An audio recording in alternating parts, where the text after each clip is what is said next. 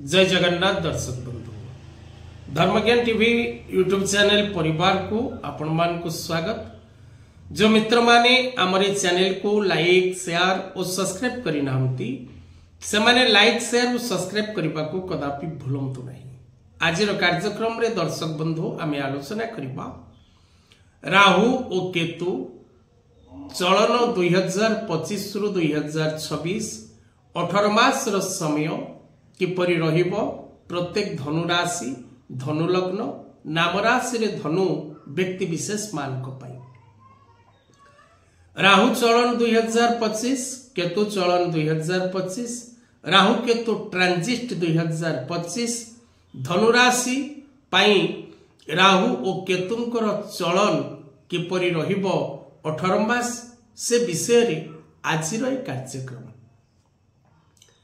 दर्शक बंधु राहु मीन राशि रु आसीबे कुंभ राशि को, केतु कन्या राशि रु आसीबे सिंह राशि को। राहु और केतु ए दुईटी ग्रह सदा सर्वदा बक्री चलन करती।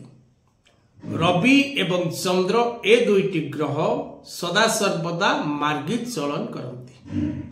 तेणु ए बक्री चलन करुथिबा दुईटी ग्रह राहु एवं केतु 18 मास समय किपरि फल प्रदान करिबे धनु राशि व्यक्ति को, धनु लग्नर व्यक्ति को, धनु नाम राशि व्यक्ति को एवं जो मानकर 19 न 20 न और 21 न नक्षत्र धनु राशि सेमानक पई किपरि रहिबो ए राहु और केतुंकर चलन। हाँ दर्शक बंधु 18 मई 2025 रु 24 नवेम्बर 2026 पर्यंत राहु और केतु राहु अवस्थान करिबे कुंभ राशि रे और केतु अवस्थान करिबे सिंह राशि रे। तेणु ए जो 18 मास समय विशेष करी धनुराशि व्यक्ति किपरि रहिबो से विषय रे आमे आसंतु जानिबा। दर्शक बंधु समस्त निजर केते गुड़िए मुख्य विषय वस्तु उपरे जानिबा को पसंद करते। सेथि मध्य स्वास्थ्य ही संपद, स्वास्थ्य विषय, अर्थ विषय, कर्म विषय, व्यापार विषय, शिक्षा विषय, दूरयात्रा विषय, माली मकदमा कोर्ट कचेरी रे विजय पराजय विषय एवं लव रिलेशनशिप विषय। तबे आमे जदि देखिबा दर्शक बंधु तेबे धनुराशि तृतीय रे अवस्थान करिबे राहु एवं नवम भाव रे अवस्थान करिबे केतु। धनुराशि पाई तृतीय राहुर फल अत्यंत शुभयुक्त प्राप्तिर जोग सृष्टि करिबो। कारण ज्योतिष शास्त्र दर्शक बंधु प्रमाण करे जे राहु और केतु ए दुईटी ग्रह तृतीय षष्ठ दशम और एकादश भाव रे जो राशि गोचर करती से राशि व्यक्ति को अत्यंत शुभ फल प्राप्तिर जोग सृष्टि हुए।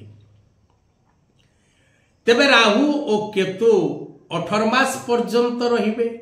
तेणु तृतीय भाव रे पराक्रम भाव रे मित्र स्थान रे भातृ स्थान रे राहुंकर अवस्थिति द्वारा राहुंकर त्रय दृष्टि तीनोटी दृष्टि राहुंकर पंचम को सप्तम को और नवम को, केतुंकर मध्य तीनोटी दृष्टि पंचम सप्तम एवं नवम।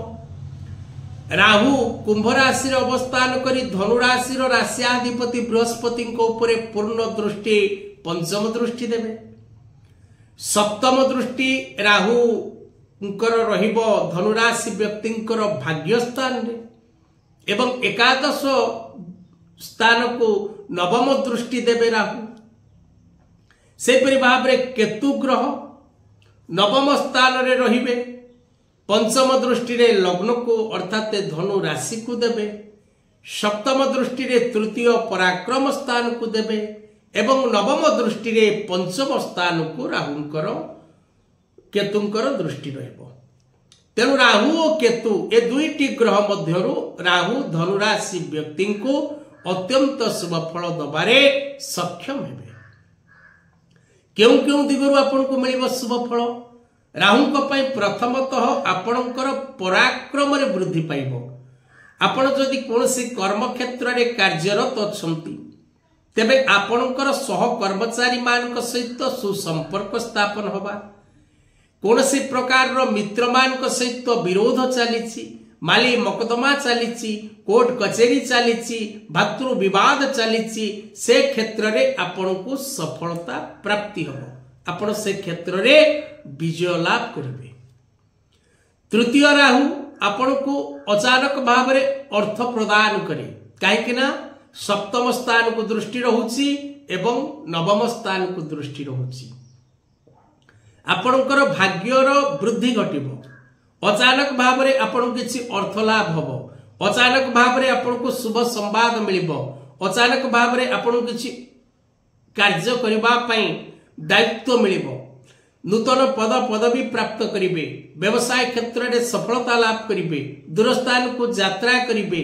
शिक्षा क्षेत्र रे आगो को बढ़िवे। तेणु विशेष करी राहुंकर शुभता द्वारा आपणकर वैवाहिक जीवन मध्य आरंभ होबार जोग सृष्टि हो।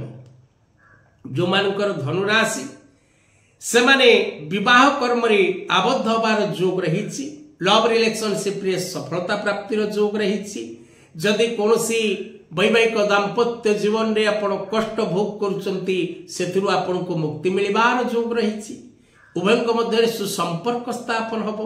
जो मानकर डिवोर्स पर्यंत कथा जाइछि आपणकर धनु राशि आपणकर विवाह जीवन रे तिक्तता द्वारा आपणकर डिवोर्स पर्यंत कथा जाइछि। से क्षेत्र रे आपणकर अंडरस्टैंडिंग उभयଙ୍କ ମଧ୍ୟରେ उत्तम बुझामणा पुनः सृष्टि होबो एवं उभय को नै सांसारिक जीवन रे खुशी रे और आनंद रे रहिबार समय प्राप्त करिवे। प्रेम संपर्क रे फाट सृष्टि हेछि, विवाद सृष्टि हेछि, कोनोसी कारण से सब रे समाधान घटिबो। केतुंक द्वारा आपन को विशेष करी कोनोसी प्रकार रो शारीरिक कष्ट भोग करिवार जोग सृष्टि होबो। स्वास्थ्य जनित छोट मोट समस्या, गंठी जनित, पाद जनित, भंडा जनित, जॉइंट पेन जनित एवं आपण कोनोसी धर्म कार्य रे, कोनोसी यज्ञ अनुष्ठान रे, कोनोसी विवाह व्रत रे बा कोनोसी शुभ कार्य रे आपण भाग नबार जोग रहुछि।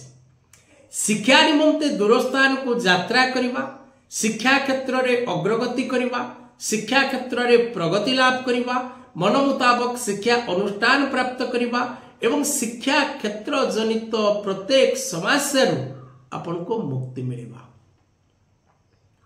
विशेष करी जो माने संतान संतति मान को पई चिंतित अछंती बा विवाह सरिछि आपनकर कोनोसी संतान नाही से माने संतान प्राप्ति करिबार जोग मध्य सृष्टि हबो। राहु एवं केतु ये दुईटी ग्रह आपन को प्रायतः अत्यधिक मात्रा रे फाइनेंस सेक्टर, वर्किंग सेक्टर एवं इंप्रूवमेंट सेक्टर रे सहायता करिवे। धनु राशि रो व्यक्ति विशेष करी सप्तम भाव रे आपनकर गुरु अवस्थान करिवे मे मास 15 तारिख ठारू। तेणु गुरुंकर शुभ आशीर्वाद राशियाधिपति गुरुंकर आपण मध्य लाभ करिवे। कहीं ना सप्तम भावस्थ गुरु अत्यंत शुभ फल दियंती। व्यवसाय क्षेत्र रे, वैवाहिक दाम्पत्य क्षेत्र रे, कर्म क्षेत्र रे एवं विभिन्न दिगरु आपणकर मान सम्मान वृद्धि पाए, आपण सुनाम अर्जन करते। तेणु राहु एवं केतुंकर चलन 18 मासर समय धनुराशि व्यक्ति अत्यंत शुभयुक्त रहिबो। राहुंक चलन केतुंक चलन आपणक पई मध्य शुभफलदायक रहिबो। आजिर कथा वस्तु को एठी रखिबा। जय जगन्नाथ।